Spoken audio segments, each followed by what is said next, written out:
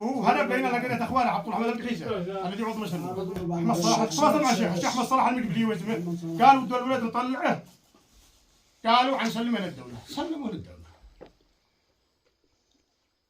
مشت الامور الاوليات واختي تحدثت ان الوخيل الراقد وعيال عمه شهود في الاوليات والشهود الذي في الوادي بعدها هو تعقل كان يفوشها ما في الشام ولا في رمد جنبهم من مكه مشت الاوليات في الرضمه انتقل النيابه اخذت تحليلاتها بحكم قال هو صغير ويش ادوا طبيب شرعي من صنعاء سننه انه بالسن القانوني 18 سنه اتجهت الامور للمحكمه عندما وصلنا للمحكمه الشيخ حفظ الله الحجيلي طلب ابوه في المحكمه الجافيه قال له يا طاهر انت على ولدك ولد عمي على ولده قال انا بالنسبه لي قد نصبت محامي قالوا احنا على نصب محامي هم نصبوا علينا واحنا نصبنا الدين طاهر ثابت ابوه ابو المجني هم نصبوا المحامي على النود واحنا نصبنا المحامي الديلمي مشت الامور عندما ثبتت القضيه رجل يظلم بالسن شكل لها القاضي لجنه من مستشفى الثوره ما اقتنعش استأنفنا القرار الاستئناف ايد بتشكيل لجنه طبيه من صنعاء من الطب الشرعي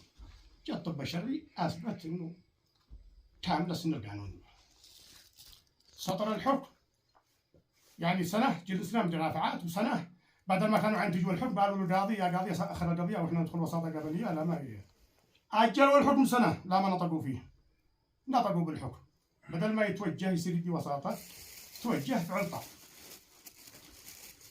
ادوا لنا الطع وجات الوساطه بعد الطع نقول له الرجال الطع انا جاي يتوسط عندي دخلنا الاستئناف نفس التظلمات نفس خرج الحكم من الاستئناف في 2004 قدموا الطعن في 2004 واحنا لا نشعر لانه ما دخلنا علم حتى في الشريعه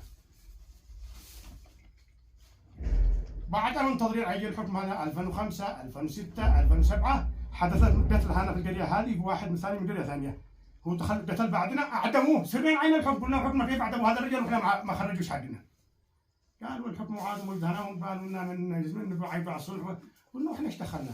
احنا يعني المفروض انتم نيابه تشعرونا طلعنا عند النائب العام قدمنا فيهم النائب العام يعني امر بتحضير القضيه اتوا لنا الطعن بعد يعني هذا 4 سنين شوف من ال 25 جيبوا له 25 يعني القضيه مرت كم من 99 من شهر 6 لشهر 2004 4 سنين ونص طيب 4 سنين من 2004 ل 2008 هذه من دي مدفنها هم عبد الرحمن الدحيسه في 2008 نهايه 2008 بدايه 2000 نهايه 2008 دخلت المحكمه العليا خرجت في نصف 2010 في 2012 في 2010 شهر 12 نهايه السنه تصادقت عند رئاسه الجمهوريه نزلنا نعدم الجمهوريه درس القضيه جاوا موجوده في الرئاسه واحنا قدمت نوابل عند الاعوى شهاده النائب العام على طول حرروا القضيه تحررت القضيه نزل الحكم في رمضان في اخر رمضان جايين بعد ما وعدونا بعد العيد التنفيذ في 2013 شاهد النفذ اوامر من عبد الرب منصور هادي بحاله القضيه للمحكمه العليا يعني لا مجلس القضاء ولا دون توجيه بس اللي هذا قالوا دي موجهه من عبد ربه من 2013 كان البيج ينسبنا عند النائب العام قال المحكمه ينسبنا المحكمه العليا قالوا ما ادري لا ما جاب محمد علي الحوثي يعني لما شفت على التوقيف اول 4 سنين وسنه بعد النضج يعني في المحكمه العليا 5 يعني من 2010 في نهايه 2010 يعني من 2011 لحد الان كم 13 سنه ونص و5 تجيبوا هي 18 سنه هم الذين موجودين في الحكم ما وجهنا جاء محمد علي الحوثي كانت القضيه من ضمن القضايا الشائكه طلب الشيخ حمد صلاح طلبوني نزلنا 3 قالوا عنديكم عن نفعل عن صلاح قلت لهم احنا ورا وصل حدي لا وصلت حدي بدنت يعني حق انا صاحب حق الصراع اعدم ولا فيه يمكن اتناقش معك اما بتدور مني حق يا اما وعفيت يا اما ما بيش هذا يعني ما تدري ولا في الحق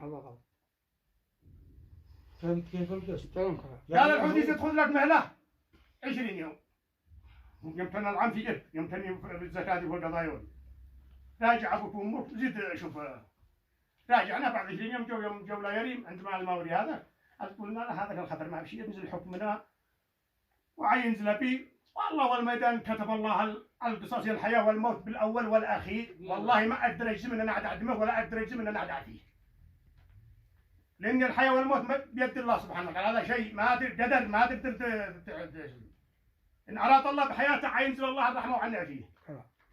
لا توصل الساعة والله لو اجتمع من في السماء ومن في الأرض.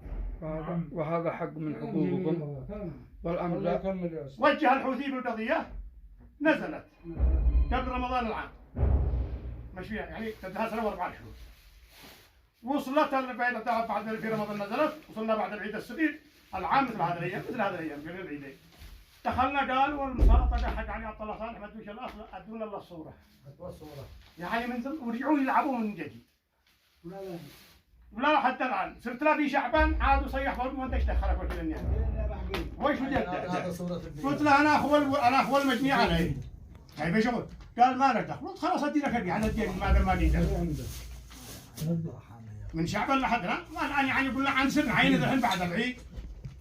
لا الحين قسم يقولوا هذا يعني استغلوا قضية الزواج. طيب قضية الزواج حتى وإن كانت قضية شرف قضية كذا عيب يعني عليهم أنهم يربطوا قضيتي بقضية الزواج.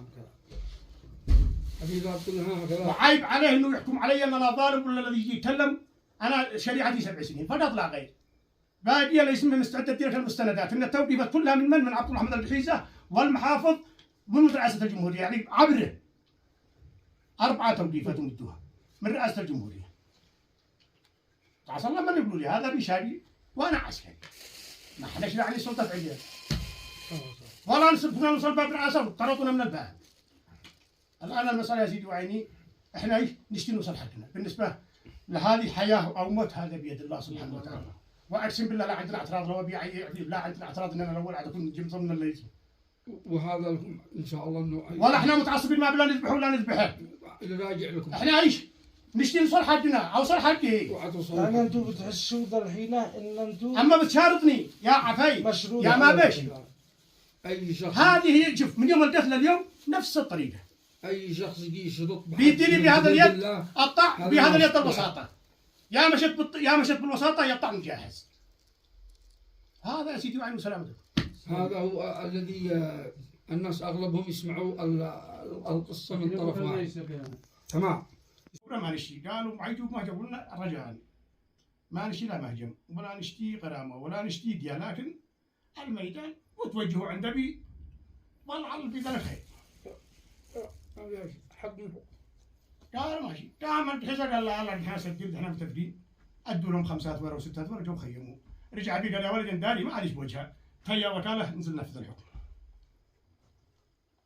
نزلنا ننفذ الحكم خبوا ذي بيرمي قالوا ما بش ذي بيرمي. هذا ما حضرش. قال لا يلا سال قالوا ودع على تاجير اسبوعين قلنا سال عادي اسبوعين يلا على في ذلك حتى يزيدوا يراجعوا بي.